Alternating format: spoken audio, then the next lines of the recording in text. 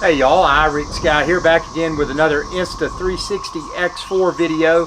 Now I do have some very sketchy and highly questionable weather coming in here at the Appalachian Ocean, so I'm going to jump right to the video. And I had a comment, and sorry it took me a while to respond, but I like to take my time and make these videos. It's from the expert, and they asked, I have a Insta360 X4. When I try to upload to YouTube, it looks horrible. Advice? Yes, I've got a lot of advice. And we're going to go through it step by step within this video. So sit down, relax, make yourself comfortable. And if this video doesn't answer your question completely, how to make Insta360 X4 videos look good on YouTube, comment below and I'll try to post some additional video responses. So the first thing you want to do, you got your Insta360 X4 charged, ready to rock and roll. Took my protected lens cap off.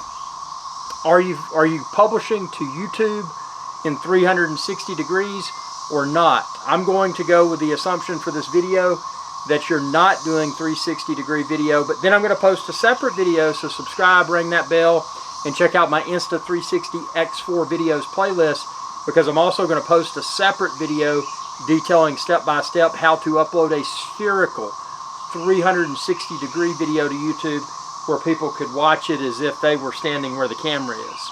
So for this purpose, to answer your question, the best looking YouTube video with the Insta360 X4, the first thing you're going to want to do is go into video mode, and you're going to want to, click the little camera icon, the video camera icon.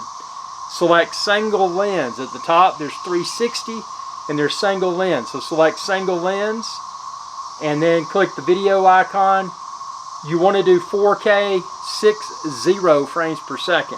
That way if you're speeding it up and or slowing it down within post-production, you're going to get the best look. Now this is very important.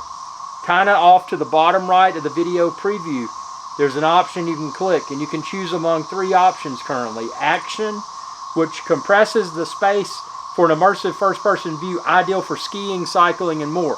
We don't want that. Ultra, suitable for scenes requiring a wider view such as mountaineering, hiking, and other outdoor sports. I'm going to use that a lot when I go to the Appalachian, well, I'm at the Appalachian Ocean right now, but when I do my backpacking in the Appalachian Mountains. The setting you want for the best quality is the third, which is D-Warp. It says lower distortion, suitable for shots with people, such as vlogs. So we're selecting D-Warp.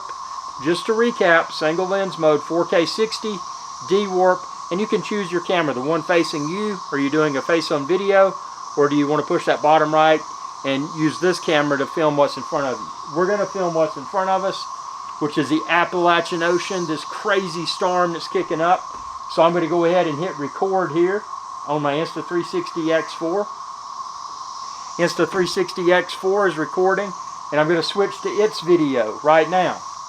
So these are some basic enhancements that you may want to perform to your Insta360 X4 footage. Now, all that I did, this was recorded in single lens mode as part of this video that you're watching, and then I imported it into Final Cut Pro 10. So I'm using Final Cut Pro 10 on a Mac.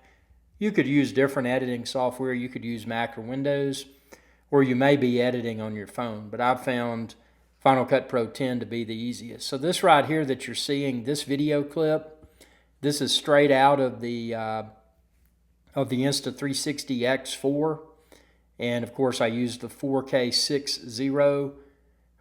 60 frames per second with the D-Warp setting. Now the D-Warp setting is important because it's going to give this video, and you're about to see it here when we get to the next step of this video you're watching on YouTube. I'm showing you the editing piece first for how I got to that. But see, you can go in, since this is D-Warped, it's going to look better than the other modes, and you can go into your editor, in my case Final Cut Pro 10, go into saturation and look at the trees and the clouds. You can adjust. See, if I take it way down, now it's kind of grayscale.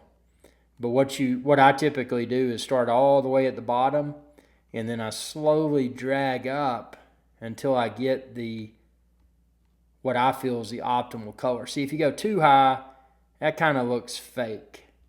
So there's a fine, and see, that's not saturated enough. So I just kind of drag it to where I think that looks spot on right there. And then I'm going to go to exposure and the shadows. See, I can adjust those. Now see, that's extreme. And then that's kind of washed out.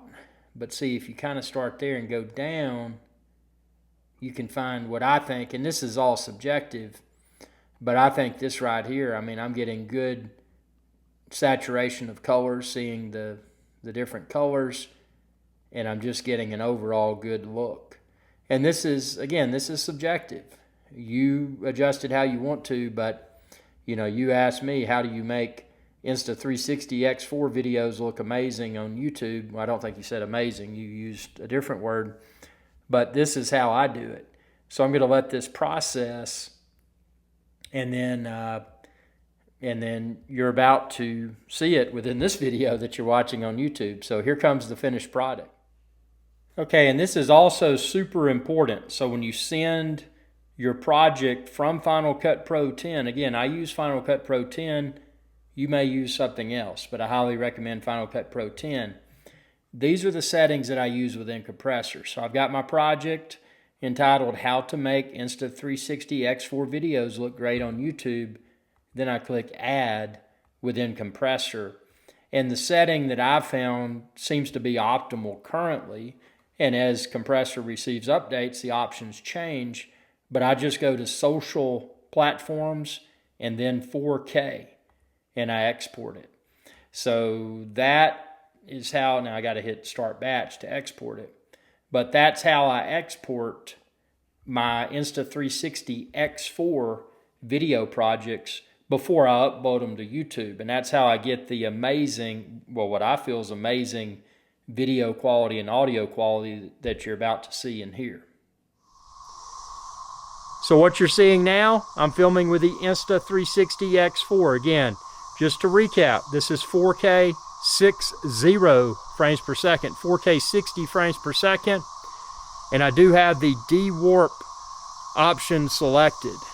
So you can see here, just look, oh, there's a wasp. Whoa, let's see, wasp flew away, it almost stung me. But you can see how good this looks. I'm going to walk around a little bit here so you can get a feel for, well, not necessarily the purpose of this video, but the ability of the Insta360 X4 to handle movement. You know, it's stabilization without a mechanical gimbal. We're going to do some creative type shots here. Look at my grill. Look at my grill, man. It's got some rain on it because here at the Appalachian Ocean, there is a questionable weather forecast. Look at that over there. It looks nasty. Mean, nasty, and vicious. Look at this solar LED light bulb. Look at the detail, the raindrops on it. And by the way, if you haven't cranked this video up to 4K, do so. And within YouTube where you're watching this, click that little gray gear icon, and you can bump this up to 4K and see it in its full detail. So I'm going to go ahead and end this recording. Okay, so I just ended the recording on the Insta360 X4 that's here in my paws. And I don't know, I mean, that to me is excellent looking footage. Again, it was 4K 60. It was the de-warp setting. And then, of course, you know, when you watched it here, you saw how I edited it. When you're filming in single lens mode, it's super simple. I mean, all you do is download the footage to your computer. In my case, I use a Mac computer and Final Cut Pro 10. That's my favorite. But if you do that, and then you get into the, to the export phase, it's a very simple editing workflow to get the best results. So I hope this video helped. If it did, be sure to like this video, subscribe, ring that bell to check out all my videos. And if you have any additional questions, please ask, and I'll be more than happy to try to post a follow-up video response. And that was a great question. I hope your videos that you film with your Insta360 X4, if you choose to follow this advice, I hope that your videos, when you upload them to YouTube, look so much better, because that's why I'm here. And for everybody watching this video, if this video helped, please consider sending me a super thanks. Not required, but if you choose to do so, you can find that thanks button down below this video and choose to send me a super thanks. It helps to support my channel and videos like this one. And if you're shopping for the Insta360 X4, the invisible selfie stick, extra batteries, lens protectors, all kinds of cool accessories, expand this video's description and then click the links there. Thanks for your viewership, and y'all have a good day.